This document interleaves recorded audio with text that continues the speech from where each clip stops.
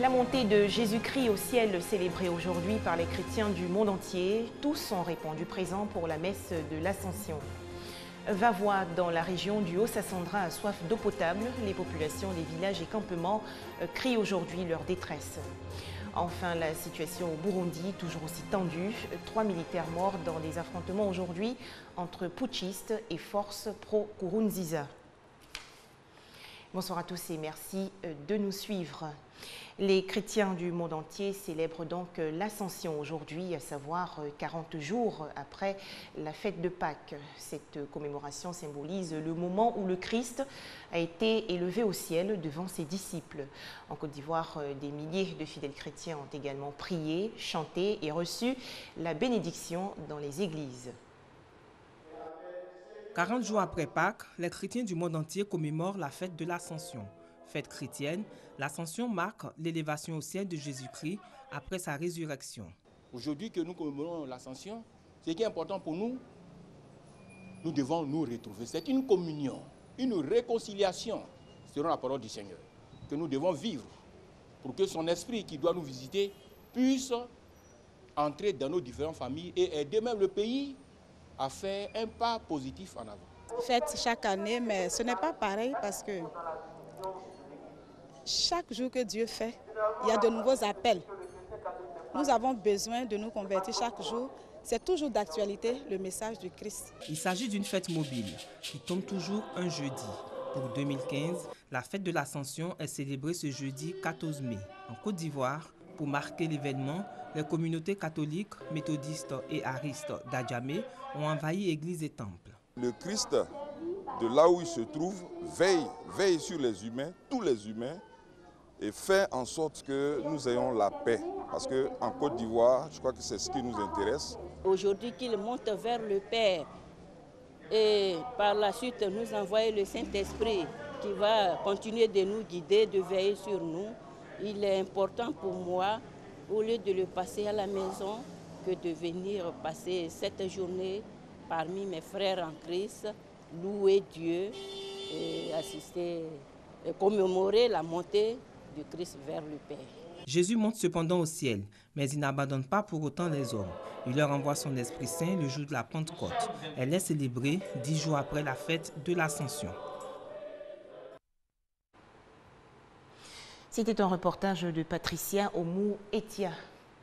Un petit tour à présent à l'intérieur du pays où l'accès à l'eau potable constitue souvent un véritable casse-tête pour les ménages.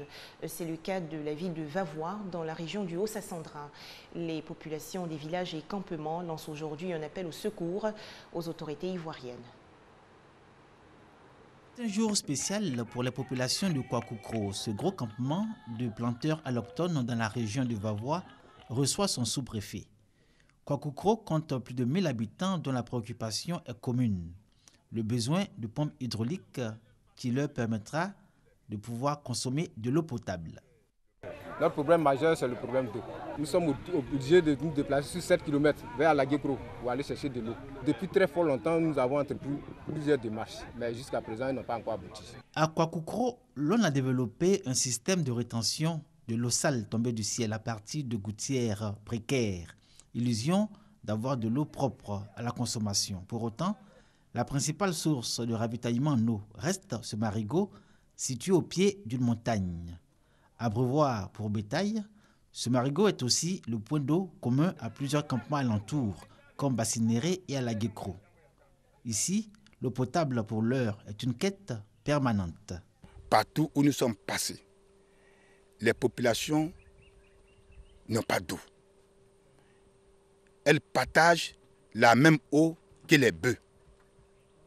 Avec tous les risques que cela comporte, c'est une véritable inquiétude. D'abord pour elles-mêmes et pour nous-mêmes administrateurs qui sommes chargés de les encadrer. Comme à Kwakoukro, les populations de Bassinéré et celles d'Alaguécro ont crié leur détresse devant le sous-préfet de Vavois. C'est que ces localités, au regard de leur très fort peuplement et leur dynamisme économique, attendent aujourd'hui d'obtenir des infrastructures socio-économiques de base. On se déplace pour aller en ville, à la Guécro ou à Séguéla, pour faire soigner les enfants. C'est difficile, on souhaiterait avoir un centre de santé ici. Le problème de l'eau, c'est important, le problème de la route, c'est important, mais avec aussi l'école, parce que l'école, c'est très important aujourd'hui. Si tu n'as pas allé à l'école, vraiment, c'est pas facile pour t'exprimer. Pour écrire quelque chose comme ça aussi, bon, c'est pas facile. Donc moi, je vois que vraiment, si Bassinerai a eu une école aujourd'hui, bon, c'est trop bon. Des 3 gros campements que sont Bassinerai, Kwakoukro et Alaguékro. Ce dernier, grâce à sa situation géographique, traversée par la nationale qui relie Vavois à Séguila, est le seul qui bénéficie d'une école. Mais une école vautrée dans une précarité telle qu'elle ne peut faire envie. Ces 3 campements, en revanche, vivent le même paradoxe. Leur non prise en compte dans les projets d'équipement et d'investissement de l'État. Une situation dommageable qui devrait contraindre leurs habitants à favoriser le regroupement de leurs campements, y développer le vivre ensemble, cultiver la solidarité et la paix, ferment de progrès et de développement pour qu'à terme, ils puissent se doter de moyens afin de lotir leur village dans une perspective de développement. Des précisions de Eugène Atoubé. Un tout autre calvaire des populations du côté, cette fois de l'est du pays. Tiémélé-Kro, localité située dans la région du Nzikomoé, a été dévastée récemment après le passage d'une tornade. Les autorités locales et régionales ont apporté du réconfort aux populations sinistrées. Tiémélé-Kro est une sous-préfecture située à 60 km de Bongouanou. Les populations de cette sous-préfecture sont dans le désarroi. En effet, une tornade a ravagé 7 quartiers de la ville. Au total, 82 maisons ont été décoiffées. Les locaux abritant l'administration, notamment les services des eaux et forêts, une partie du centre de santé urbain, la résidence du sous-préfet, une école primaire servant de centre d'examen à 10 villages, n'ont pas été épargnés par la tornade.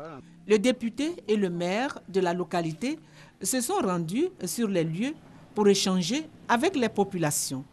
Ils ont visité ensuite les différents quartiers touchés par la tornade et apporté leur soutien aux populations sinistrées en attendant l'aide de l'État. Autre actualité nationale, l'autorité pour le désarmement, la démobilisation et la réintégration fait le bilan de ses activités un an après la création du programme de relèvement et de réintégration communautaire.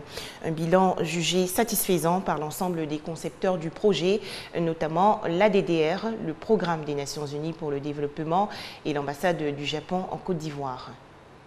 C'est un bilan jugé plus que satisfaisant par le comité de pilotage du programme de relèvement et de réintégration communautaire. Un bilan qui indique que la réintégration socio-économique de 800 ex-combattants et de 150 membres de la communauté d'accueil prévue par le projet a été réalisée. De même, plusieurs activités de sensibilisation et de cohésion sociale visant à encourager les communautés d'accueil à accepter en leur sein les ex-combattants ont été menées. À cela s'ajoute la réhabilitation de 2 écoles primaires dans la commune de Yopougon et une autre dans la commune d'Abobo, ainsi qu'une cantine. D'un montant total d'environ 1 milliard de francs CFA, le projet a enregistré un taux d'exécution après engagement de 99%. Conformément aux clauses du contrat, il a été exécuté dans le district d'Abidjan. Son Excellence Kawamura Hiroshi et Luc Grégoire ont dit respectivement l'engagement du Japon et du PNUD à poursuivre leur soutien à l'ADDR, l'autorité pour le désarmement, la démobilisation et la réintégration. Le rapport bilan a été adopté à l'unanimité par les membres du comité de pilotage, comité composé notamment du ministère d'État, ministère du Plan et du Développement, de l'ADDR, de l'ambassade du Japon, du PNUD, de la Comnat ALPC, d'ONG nationales et internationales. On faisait le point avec Abou Sanogo. La culture ivoirienne s'exporte au Maroc. La 7e journée culturelle ivoirienne s'est déroulée pour la première fois à Rabat.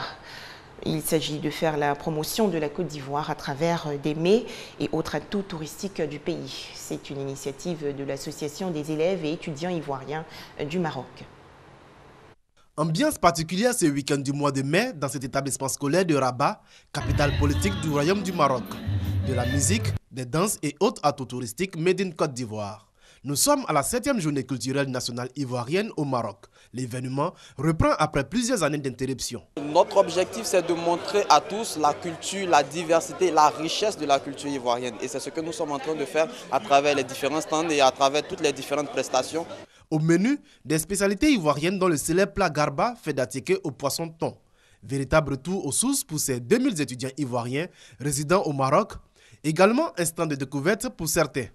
Depuis longtemps, nous avons opté pour le sponsoring des journées culturelles africaines de la Côte d'Ivoire. C'est une cuisine à part et c'est une culture à part qu'il faut connaître. J'ai découvert la tchéké, qui est un bon plat et que j'aimerais bien découvrir d'autres.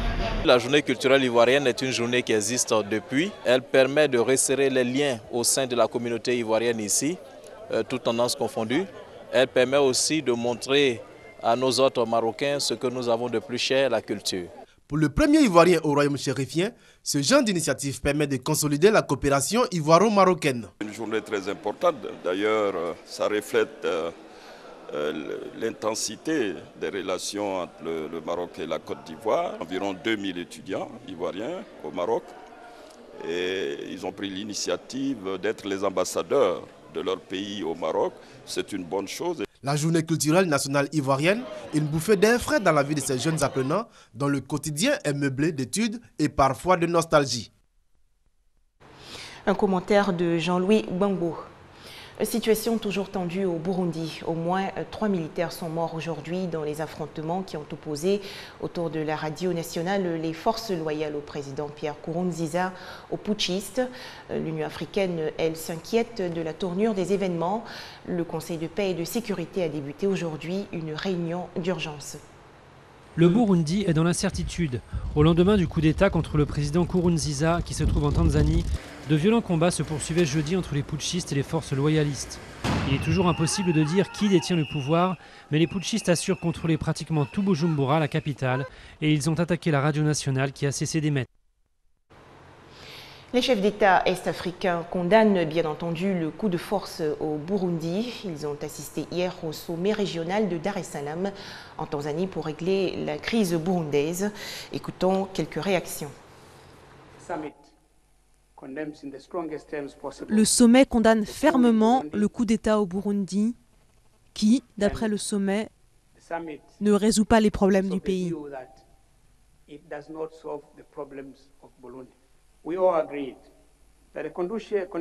Nous sommes tous d'accord pour dire que les conditions ne sont pas propices à des élections au Burundi. Nous demandons donc aux autorités du pays de repousser les élections à une date qui ne se situe pas au-delà du mandat du gouvernement actuel. En bref, sachez que les pays du Sahel coordonnent la lutte contre le terrorisme et l'immigration clandestine. Le Burkina Faso, le Mali, la Mauritanie, le Niger et le Tchad, ainsi que d'autres partenaires africains et européens sont en réunion à Niamey. L'accent est mis sur l'échange de renseignements entre les États du G5 Sahel. L'actualité en Centrafrique, c'est la libération de plus de 350 enfants soldats par des groupes armés, conformément à un récent accord signé avec le Fonds des Nations Unies pour l'enfance. 14 morts la nuit dernière en Afghanistan dans une attaque revendiquée par les talibans contre une résidence de Kaboul fréquentée par des expatriés. Les forces de sécurité afghanes ont pu évacuer une cinquantaine d'autres personnes. Nouvelle attaque des talibans à Kaboul. Une résidence fréquentée par des étrangers, le Park Palace, a été la cible d'une mission suicide nocturne. 14 civils ont été tués, dont 7 étrangers. En image, ce drame aux Philippines, 72 personnes ont trouvé la mort hier dans un incendie survenu dans une fabrique de chaussures à Manille, la capitale. Selon les autorités philippines, les ouvriers travaillaient sans protection spéciale contre les vapeurs toxiques et n'avaient pas reçu d'instruction d'évacuation en cas d'incendie. Voilà, je vous remercie beaucoup d'avoir suivi ce journal très beau jeudi de l'Ascension sur RTI2.